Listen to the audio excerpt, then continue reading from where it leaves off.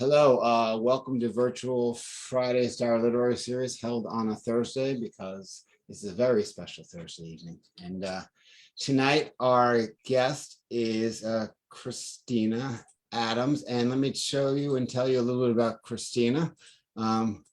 She is an American award-winning writer, journalist, author, and speaker. She and her work have been featured in National Public Radio, the Washington Post, the LA Times Magazine, Gulf News, et cetera, et cetera. You can read it right on your screen. It's wonderful stuff. She has a newish book. Her book, Camel Crazy, The Quest for Miracles in the Mysterious World of Camels, explores scientific and cultural importance of camels and their milk. And her book, A Real Boy, reveals the world of autism and her son's early intervention. She's had a series, Autism and Beyond, on Autism Live, and is an expert on autism and camel milk. She advises families and scientists from many countries. She enjoys connecting with us right now. So without any more from me, let's turn it over to Christina. Thank you, everybody, for joining. I'm really pleased that you're here. I know this is normally a Friday night thing, but we had compelling reasons for Thursday, correct? Timothy, our wonderful host. So yeah, thanks for joining. And I happen to be in New York City right now.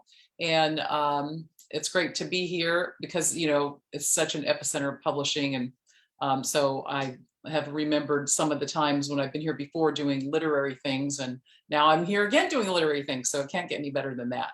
So basically, yes, I will read a little bit at Timothy's invitation. Now, this is a memoir, but it is also narrative nonfiction. But having an MFA, I like to, you know, do as much literary fun as I can with my writing. So you can be the judge of that. But let's start with chapter 1. It's called Meeting the Camel. The camel stands calmly, munching something hay-like, placid in her dirty blonde summer coat. Her great head grows like a question mark from the curve of her muscular neck. Padded leathery feet keep her comfortable on the bare spots of the lawn. She ignores the children offering pink tufts of cotton candy, staring at her with freckles ringing the O's of their open mouths. She was trundled in a horse van to this college in Orange County, California, 2 hours in a rocky mountain from her home in fire-scorched farm country. Her eyes watch the humans scattered on the green grass at this Sunday afternoon book festival. Her long lashes hide the clear inner eyelid that will automatically close if an unlikely coastal sandstorm roars in. This camel knows her mission. She tolerates the admiring glances and rude remarks like, "What's a camel doing here?" She knows that her human owner, the alpha bull of her herd, is nearby if she needs him. Little can faze her as she has no natural predators and a nuanced startle reflex, although fluttering fabric and sudden movements may annoy her. Her eyes express a confident view of her place in the world, composed at this moment of a task, the pen that holds her, and something to nibble with a little water on the side. Today, her job is to be a camel at a fair. What she doesn't know is that her blood can work medical miracles. Her flesh is kin to that of million-dollar racing camels. Her organs are debated, and her milk has healed the sick for centuries. She also doesn't know that she's about to launch a movement that will drive her species price sky high, that people will clamor for the milk she gives, which will help fuel a modern resurgence of her kind. Neither do I. At this moment, she's just a camel, and I'm just a fearful, newly separated single mother. She will inspire me to seek the surprising remedy for my son's autism symptoms and to become a camel milk expert. This creature will throw me into research, dispatch me across the United States, India, and the United Arab Emirates, and send my words to places like Malaysia, Sweden, England, Cyprus, Mongolia, France, and Pakistan. She'll cause scoffing and admiration, inspire scientific research in many products. But now I stand by her broadside, as bored as she is, watching her. She's tall and stolid, seemingly unflappable. Camels are like that, able to keep going without complaint for miles and kilometers, hauling salt, fat-bellied tourists, large milk cans, towing wagons, trucks, and carts draped in glittering scarlet curtains, carrying entire households on their backs. But I don't know this. I just wonder, why is a camel here if none of these kids are riding it? I see the long eyelashes blink once. I spot a flapping tent behind her and walk over to investigate. There are small white bottles of camel milk lotion and soaps. I like soap. I lift a smooth, wavy bar to smell it, and the scent of lavender moves lightly across my upper lip. A man in a green baseball cap shifts behind the counter. Hi, I say, is that your camel? Yes, sure is. We make soap and lotions from camel milk, very natural and healthy stuff. I try a dab of the white lotion. It's thin and spreads easily, as light as sunshine. Then I ask, what else did they do with the milk? I don't know why I'm asking. Perhaps boredom is driving me to prolong the chat, or maybe that's just how I am, always curious. Probably both. They give it to premature babies in hospitals in the Middle East. It's not supposed to cause any allergies. Really? It's non-allergenic milk? It's said to be close to mother's milk, like breast milk. Thanks. I look at my son Jonah sitting in a nearby slope, knees nestled in the grass as he reads an airplane book. His 4 years of autism therapies have cost $500,000. Right now, he's a happy, blue-eyed 7-year-old charmer. Idea of autism. The amount of milk can send him into trance, staring at a wall or laughing at nothing. He can disappear inside his head or up a ladder, atop a wall, or anywhere. Or one day I worry out of his classroom into special ed. I bring my son to the camel standing before the rounded belly and single hump. I tell him, it's a camel. And he says, okay, Mom, I have to find this milk. So there's chapter 1. So then I thought we have a little opportunity to share some dramatic stuff about camels themselves. I could share the facts, but I also think that's kind of fun to share the danger. So why don't we go for the drama? How about that? So this is from chapter 14 called Camel Feel the Soul. Every camel culture is different, but they all share a truth. Camels have a prodigious memory. Their ability to love and hate is legendary. Their attachments like iron. They mourn deceased owners, respond to music, work harder when sung to by Bedouins. Their minds, say some cameleers, resemble those of human children. Some speculate that among non-human mammals, they are second in intelligence only to dogs, although the human perception of animal intelligence is highly skewed by our perspective. Given their innate preference for doing things their ways, camel smarts make them tricky to handle. People ask me if I own camels all the time.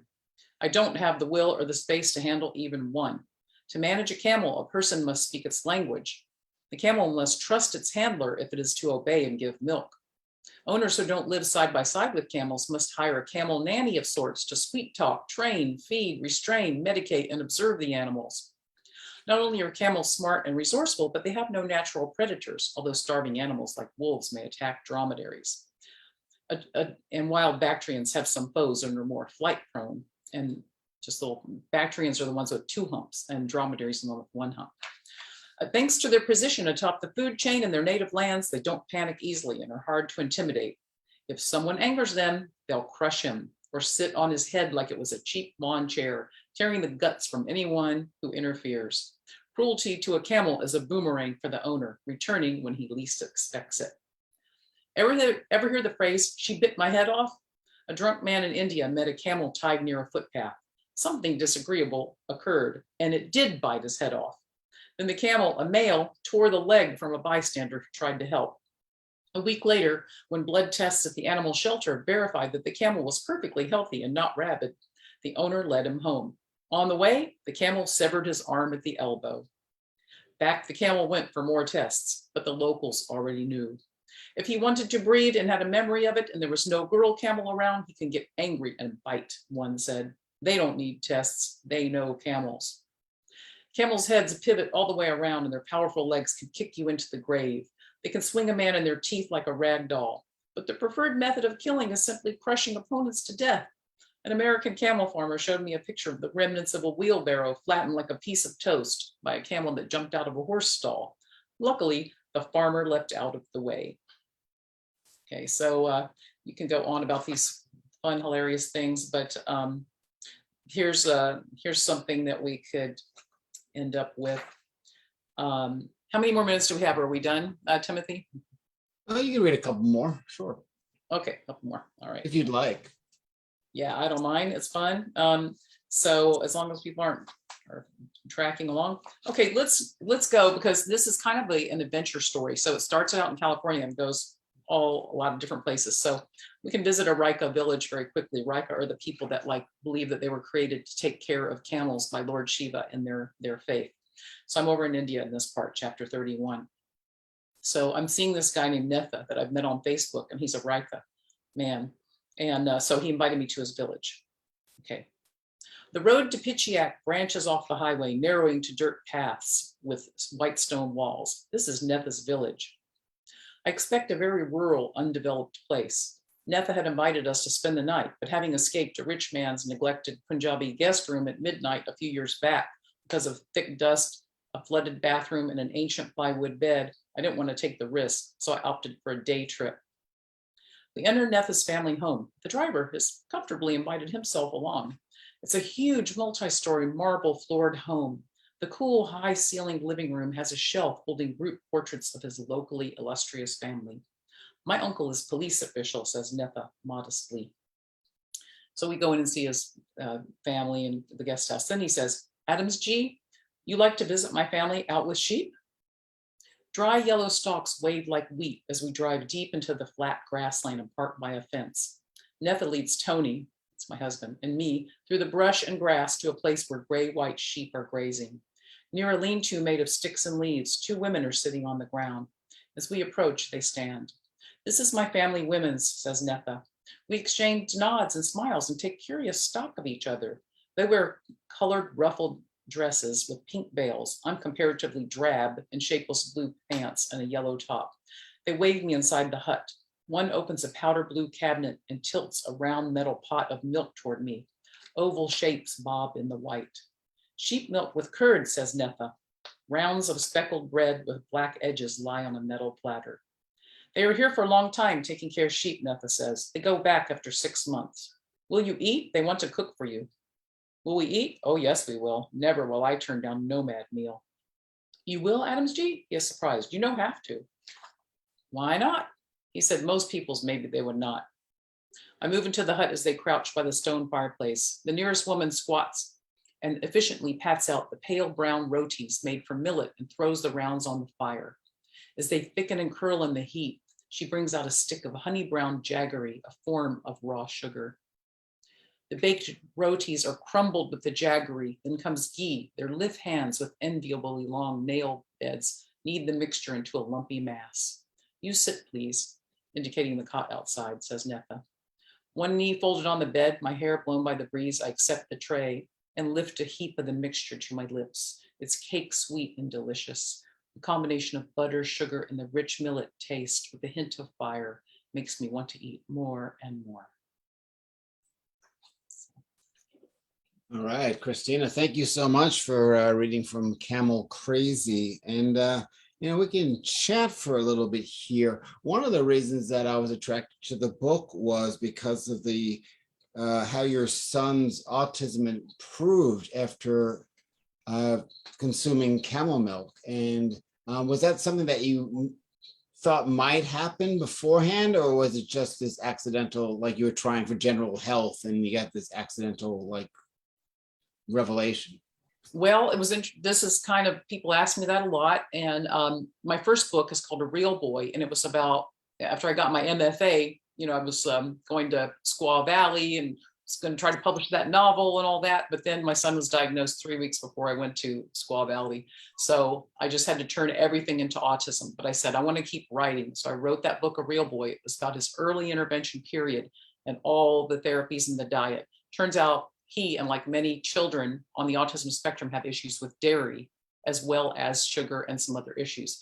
But dairy was a big one for him, also sugar. So that's what put me into biological science. So, knowing that dairy was always a problem, and that when we put him on dairy, took the dairy away, in my first book, A Real Boy, I talk about it, his language came back so quickly within 3 weeks again. And this is what, I've done for a few years. And then, so when I met this camel, I already had all this backing and, science stuff, and he was tested all the time. So I was always tracking his allergic responses. So I just had the idea, okay, if this is like breast milk, like they say, and non-allergenic and given to infants in the hospital, maybe it can reboot his immune system. And I was like, maybe I can get more language, maybe we can, get his conversation a little more smoothed out. I never had an idea it would be as unbelievable as it has turned out to be, let alone that it would become a global phenomenon. So, and it did happen overnight. There's a chapter in the book where I talk about what happens, so if you have any questions, we'll chat about that. Yeah, so another question is that you had to work with someone to get camel milk into this country. Is that correct? I mean, they don't have camel milking farms here in the United States, or? Well, they do now, and that's part of the journey. This is kind of an adventure story too, this book, because, a newly separated single mom with the mother of an autistic kid with no family around. I mean, you're at high risk of a lot of bad things. So I didn't think a camel was going to change things so much. But at that time, when I had my idea, there was no information about it at all. So I found some information a few months later that a veterinarian in Israel had given the children with autism some milk, and they got better. So then I started calling around, which it already was. But so then as a cancer researcher, we made friends, and we discussed theories. I talked about autism. He talked about camel milk. And so then I flew it in, raw frozen milk from the desert, and I flew it in, and it cost me a lot of money, and it was high risk, but it was like a miracle. When I held that bottle in my hands, and I was like, where does this come from? There are people that still live in the desert, like ancient times. Like I had no idea that there's still tons out there. So it was an amazing moment. I got some questions in the chat, but before I get to them, was there any skepticism around, your work with this or your success with this? Did people say, no, this is another one of those miracle autism things? Well, the thing with me is I have a background of writing very technical topics. I started my career at the Pentagon. I was also a journalist and things like that. So I had grappled with complex content, and really dug in there. So I'm a very balanced person. I'm very science oriented, but I also had an open mind. So once you plunge into the autism world, all bets are off, because really there's really not a mainstream way of treating these kids, because they're complex and they can't be treated in 15 to 20 to 30-minute pediatric visits that insurance bills for. You've got to go into that alternative world, which is really weird. But, I realized this sounds very weird to me, but then the science is there. It was just at that time pretty remote. So yeah, some people were very skeptical at that time. They already knew I knew a lot about autism and other stuff. They're like, camel milk, because it's a weird creature here. But in the rest of the world, it's just like it's just a normal, amazing animal, however. So ever since then, when people used to say that, but also people knew me, they'd already known what I did. So when you get in the autism world, you have people attacking you.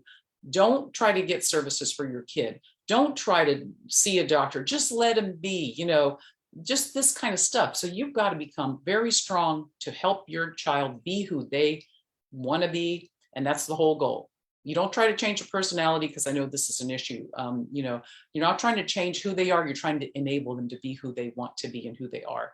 So anyway, now it's been a long journey, because I've had a science article that I've written. It's a medical journal article, and it just got its 20th citation among the science literature.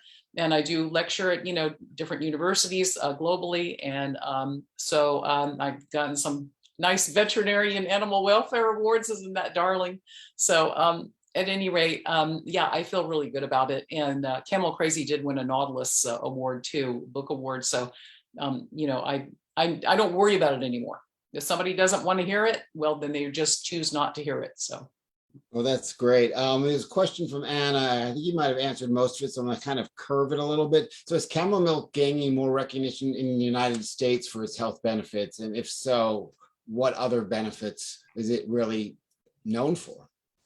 Well, when I got into this, there was zero out there. There were like 4 weird articles that I could find that day after the fair when I went home. Something about wound healing in Russia in 1972 of stomach ulcers and weird stuff. So then as the time went on, I started connecting with camel people. And so they would tell me their stories like, oh, well, in this country, we lived off of it for 2 years, and then it made us healthy when we're old. Well, and then, I just started gathering, oh, some people use it for arthritis, some people use it for gut issues. And so then it became apparent that it was a long, long tradition, but so not known in this country at all. And it was never going to be known in this country for a long time. I mean, I've pretty much been doing this since 2005, trying to research camels and putting the word out. So when I finally did get milk from America, which took a few years because the Amish farmers started milking camels in 2011. So, and I only found that on Facebook when an Amish guy started like yelling at me, and I'm like, what's an Amish dude doing on Facebook? So anyway, he's in my book and he's absolutely hilarious. But I got that milk and I gave it to my son, and it worked the same as the Bedouin milk. So that was a very important global test case. It showed that it wasn't just the camel from the desert or the herbs that it ate or the breed, it was the milk itself. Amy would like to know about the camel population in the United States, and are they importing camels or just the milk? And is it easier to find now or easier? I mean, is there a section in Whole Foods with camel milk? Or well, there will be, no doubt, at some point. There has been interest in that. Right now, it is connected to the population. So first of all, we cannot import camels. We can legally, but it's a very big ordeal. Somebody actually flew in a 747 type of camels from Australia years and years ago, and then it got here and they were quarantined for 6 months, which is required. And like right before they were going to get out, one got a disease and they had to just like kill the whole herd. So people have been a little gun shy since then, but really the USDA, it's legal, but they're always worried about diseases and stuff. Our camels are very healthy here, which we're very fortunate. We do not have MERS or this foot and mouth disease thing. So we're lucky. And you can get it here now in Bristol Farms. You can get it on Amazon. You can get it from the farmers. And I knew what people like to know. Everybody have asked me the same questions. Where can I get it? What does it taste like? How much does it cost? How much do I give it for this condition? So the book itself in the back has a user's guide to camel milk. So awesome. Anything you want to know about where to get it, how much to give, what conditions, diabetes type 1 and 2, skin conditions, gut disorders, rheumatoid arthritis, on and on. And so here's your buddy right here. And, it'll tell you to order from the farmers or wherever you want to. And it's global too. So it's amazing that it's on Amazon. I mean, we can make a plug for small local businesses, but that's kind of a reach, right? Yeah, I mean, I love ordering from the farmers because they work hard. I just went to America's largest camel farm about 6 weeks ago, and it's my second visit there in Missouri. And it's labor intensive, but a lot of Amish Mennonite people, they have a lot of community and families that do a lot of labor, and so they make it work. And as far as the camel population, somebody asked about that. There's estimates that range from as low as 5,000, even though there's probably more, up to, more. And the price has jacked up. I mean, it's quite a bit now. Used to, you could maybe get a pregnant camel for like, I don't know, $15,000. Now, I don't even know what that would cost, because you can sell a single little baby paint camel. There's a beautiful kind of camel called a paint camel. It's got unearthly blue eyes. It's got like brown and white and all these different colors on it. You could sell a little baby camel maybe for 20 grand right now, that little baby camel. So now that the market is up, say that I want to start a camel farm. What's my first step? Okay, that's all in here too. So it's not a farming book. It's just like I talk about, there's a Facebook group where you can get support from other cameleers, they call themselves. Because if you run out by a camel, don't do it. I knew people might do it when they heard about all this. So I'm like, well, you better read this first. So there is a lot of support. You do need some acreage, you need water, you need feed, you need a good veterinarian, but it can be done. And there are people doing it all the time. And one camel company even held, this was like meeting of the worlds, they held a book club. This is called Camel Culture. And they held a book club discussing my book. Like every quarter, they would have a book club and then, sell the milk in the book. It was really cute.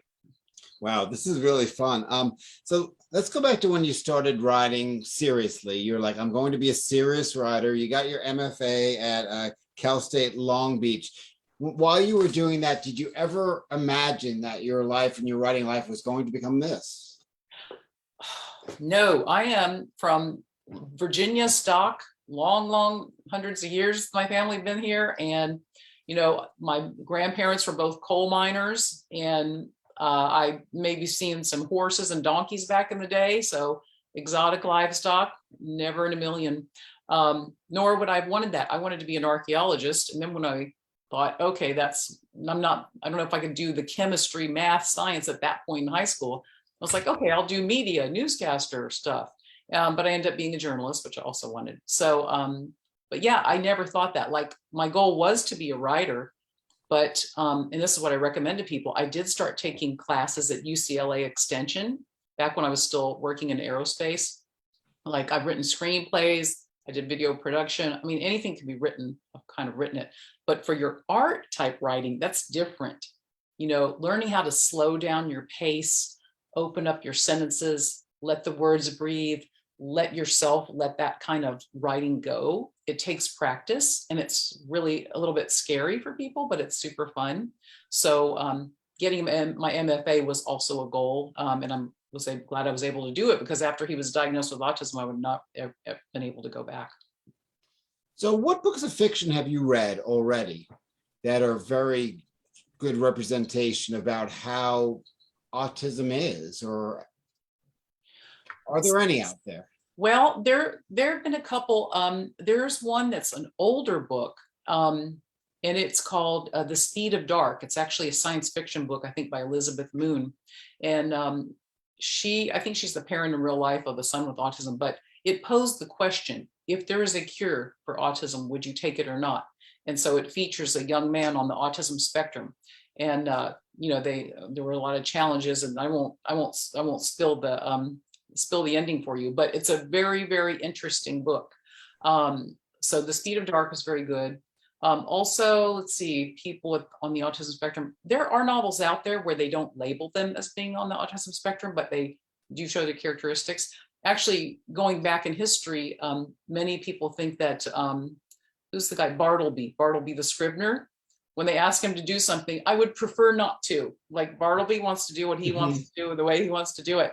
So there are probably descriptions from way back. And I'm sure there are more. I really try to not read a lot about autism from an entertainment perspective, because I am surrounded by it and live it for so many decades. I kind of need a break sometimes from entertainment. That makes sense. RJ asks, what are you writing now, and is there another book in the works? Oh, thank you, RJ, for that. I hope that I will get another one in the future. This book came out basically November 2019. Camel Crazy did, and I had maybe 3 months of speaking and all that, but it was also the holidays, and I had a ton of events lined up, really good ones, international and here. And then we all know what happened in like March 2020. So I lost a ton of events and things. However, I ended up doing a lot online, and it's been 2 years now. Yeah, I guess. I don't keep track, but I'm still doing lecturing and doing things. And I went to Saudi Arabia in December and spoke at their big first camel conference, and then a speaking tour in the country, and did a lot of media there. And so I did write something. There's a book called Heroics, Women's Lived Experiences in the Pandemic. So I had an essay about a neighbor friend of mine, a hard drinking, to put it mildly, chef who everyone ran away from because he looked like a very disreputable guy in the street, but he turned out to be one of my best friends in life. And so I submitted that to Heroics, and that is an anthology that came out about a year ago. And so, it's like the joy of when you don't judge someone for how they look, judge them for how, sometimes don't even judge them by how they act in any given moment. There can be a real human being in there. So I've written that, but right now I'm kind of thinking, what am I going to do next? So I don't know what the writing thing is going to look like next, but it's always in me. It's always with me. So right now I'm still lecturing too. Like, I'm doing lectures remotely in Pakistan and I think Algeria or Tunisia coming up. There's World Camel Day on June 22nd. So I'm always busy on that day. Yeah. Well, it's really nice to have the world opening up because of the pandemic in the way that you're describing it. Now, my sister is kind of known as a crazy cat lady. Have you ever been referred to as the crazy camel lady? Only by people that don't speak English as the first language. They go, camel crazy lady, crazy camel lady queen. Hey boss, like they're so darling. Like I've got so many nomadic people that write me and message me. It's just an honor, and they're just great. So, but normally people don't call me crazy camel lady. They camel lady, camel queen, that kind of thing. You hear it there and here and there. But listen, I'm not a crazy animal lady at all, because like I like animals, but I lived on a farm for a while when I was a kid, and actually that was covered in a book called Back from the Land. I was interviewed for that because my parents went back to the land and to an Appalachian farm. It was a real struggle. So I left that farm. So I had no intention of going back to a farm. But now I do go to farms. And I did write an essay about that in Orange Coast magazine, and it was called Journey by Camel. Like I tried to get away from the farms. Now I'm back at the farms, but then I go live at the beach. So it's okay. Let's wrap up the interview with a last question here. Do parents of people that have children on the spectrum reach out to you for help? Yes, they have. Since the first thing I ever published about autism was an editorial in the Los Angeles Times after my son was diagnosed, and I saw how difficult it is to get the powers that be to give the money they need for therapy and help. So it started then. That was a long time ago. And then my first book had started. Now it's really very global in the US as well. So yes, people reach out to me all the time. I have developed or even know doctors to send them, like in India or different countries, or I have a neurologist friend that will actually read some of these complex cases just as a favor to help some of the disadvantaged people. So I do hear from a lot of people, a lot. Well, thank you so much for joining us, and everybody out there. This is the book, Camel Crazy. It's available at these outlets down here, but I'm sure if you want to use your indie bookstore, you can probably get them to order it with 100% accuracy. So Camel Crazy, Christina Adams, thank you so much for joining us tonight. Thank you. It's been my pleasure. If anybody wants to reach out, feel free. Okay. All right. I'm now going to stop the live stream on Facebook. If you were there to show up for the open mic, which is coming up next, you can log in with a Zoom link. It's okay. It's not too late for that. So feel free to do so. Otherwise, come check us out again sometimes. Thanks. Wonderful show.